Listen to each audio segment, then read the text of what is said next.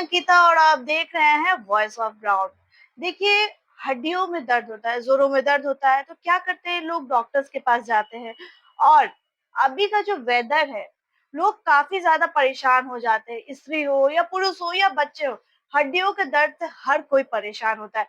तो उसके समाधान जानने के लिए लोगों का कुछ लोग जो हमारे व्यूअर्स है, उनका कुछ सवाल था कि मैं एक हड्डी के डॉक्टर के मीन्स ऑर्थो डॉक्टर के पास जाऊं और जाकर उनसे कुछ उनके जो प्रश्न हैं वो मैं उनसे पूछूं। तो चलिए हम दिल से स्वागत करते हैं सबसे पहले हमारे डॉक्टर डॉक्टर रजत चरण सर का। हेलो सर, नमस्ते, कैसे सर आप? नहीं, बढ़िया। और सर आपकी तबीयत वगैरह सब बढ़िया? हुँ, हुँ, हुँ। तो सर सबसे पहले मैं जानना चाहूंगी आपके जर्नी के बारे में। मतलब आपने बचपन से क्या सोचा कि इसी फील्ड में आना है या आपका फील्ड कुछ चेंज था? आप मुझे बताएंगे क्या अपनी जर्नी के नहीं, बारे हमको में? इंटरेस्ट था इसी मेडिकल फील्ड में, पेशेंट केयर में मेरा इंटरेस्ट ही था शुरू से। अच्छा। जब हम लोग स्कूल के टाइम में भी हम लोग का एक ड्यूटी पड़ता था हॉस्पिटल केयर का। हाँ। मतलब वीक में 2 दिन 3 दिन का रहता था।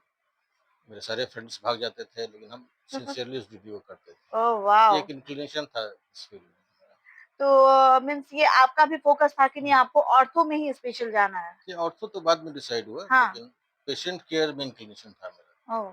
तो कितने सालों से आप कर रहे हैं? 25 साल तो ऑर्थोपेडिक्स का हो गया। 25 साल हो गए हैं। कैसा रहा लोगों के साथ एक्सपीरियंस आपका? बहुत तरह का। पेशेंट तो हर तरह के आपके पास आते होंगे। वो भगवान से लेके शैतान तक में रहते हैं। चलिए एनीवेज, और हम शुरुआत करते हैं आपसे प्रश्न की। तो हमारा पहला प्रश्न है कि आजकल कम उम्र में ही हड्डियां और जोड़ों की समस्या क्यों बढ़ रही है? डाइटरी प्रॉब्लम, लोग के खाने-पीने में बहुत बदलाव आया है, जी। जिसमें कि कैल्शियम की मात्रा, चाहे जंक फूड्स, इसी कारण से प्रॉपर न्यूट्रिशन नहीं हो पाता है, हम्म। जिसके कारण से बहुत से हड्डी हड्डी और भी बहुत तरह की समस्याएँ बढ़ती जाती हैं।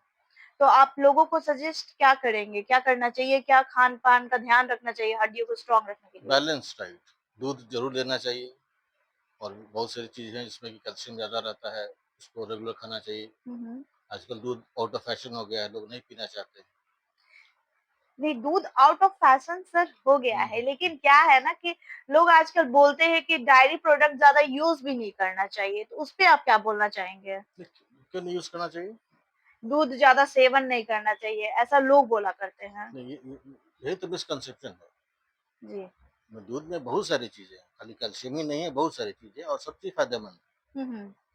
चलिए कोई बात नहीं, हम दूसरे प्रश्न पर आते हैं। बैक पेन और आर्थराइटिस के शुरुआती लक्षण क्या होती है? ये पोस्चर के कारण होता है। ओके। आजकल फॉल्टी पोस्चर जैसे कि मोबाइल देखते समय या चेयर पर बैठते समय भी लोग कोशिश करते हैं काफ़ी इंक्लाइन होके बैठने का या सोफ़ा का जो डिज़ाइन रहता है काफ़ी लो हाइट का रहता है, हम्म। जिसके कारण से एब्नॉर्मल पोस्चर रिलेटेड वहाँ पर प्रेशर पड़ता है। ओके। उस प्रेशर के कारण इस सब तरह की चीज़ें होती हैं। जो लोग दिन भर बैठकर काम करते हैं उनके लिए सबसे जरूरी हेल्थ टिप्स क्या है? Exercise, exercise. Exercise regular exercise करने से हल्का-फुल्का जो बैक पोस्चर के कारण जो चीज़ होता है, उसको हम लोग ओवरकम कर सकते हैं। अच्छा।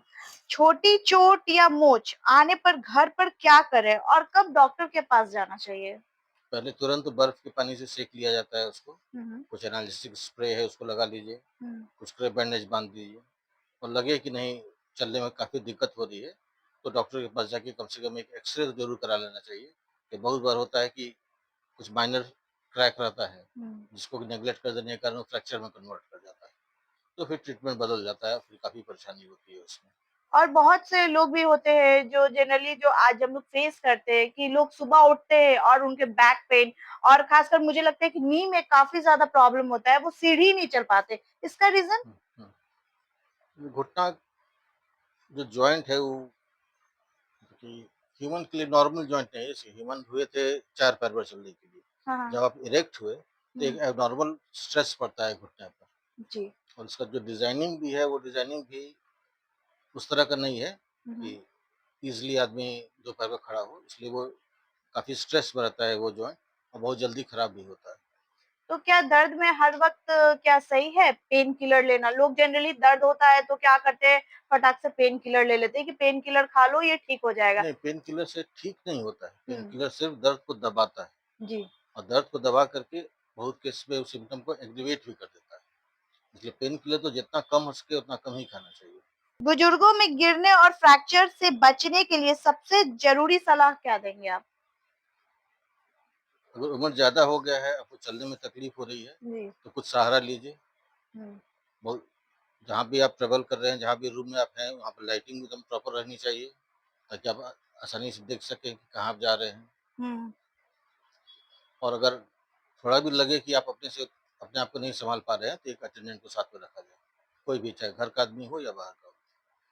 अगर किसी को रोज़ हल्का-हल्का दर्द रहता है तो उसे कब सीरियस लेना चाहिए? नहीं, अगर रोज़ हल्का-हल्का दर्द देता है, तो ये चीज़ सीरियस ही है। हुँ। इसको लाइटली नहीं लेना चाहिए। लेकिन लोग जो हैं वो लाइटली नहीं, वो लेते उसको हैं, इग्नोर करते हैं। इग्नोर अगर करते हैं। कंटीन्यूअस पेन रह रहा है, काफ़ी लंबे समय से रह रहा है, तो कुछ न कुछ तकलीफ़ है, कुछ न कुछ बीमारी है, जिसका कि डायग्नोसिस और ट्रीटमेंट होना चाहिए। ओके। कभी-कभार दर्द होना अलग अलग बात है। तो यहाँ पर आपने एक्सरसाइज़ के लिए जो आप ऑर्थो का एक्सरसाइज़ देते हैं, तो वो कितनी देर का होता है? वो एक पेशेंट को आप कितना वक़्त देते हैं? नहीं, वो फिज़ियोथेरेपिस्ट लोग रहते हैं, हाँ, हाँ। एक्सरसाइज़ का डिपार्टमेंट उन्हीं उन्हीं लोग का रहता है अच्छा, तो एक और पेशेंट को कितना टाइम देते कम हैं? से कम 15-20 मिनट, आधा घंटा तो ज़रूर कराते हैं लोग।